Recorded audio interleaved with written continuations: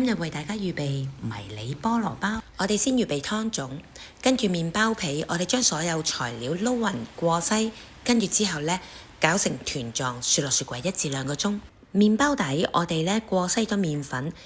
酵母同埋鹽一定要分開擺，跟住之後放晒所有材料撈勻佢，跟住之後最後我哋放埋呢個嘅牛油攪拌均勻，直至到呢我哋出現咗一個薄膜嘅狀態，咁就完成可以預備發酵啦。當麵粉發酵至2倍大嘅時候呢，我哋就分割成27小份，跟住就喺雪櫃攞翻啲麵包皮出嚟，再分割27小份擺翻落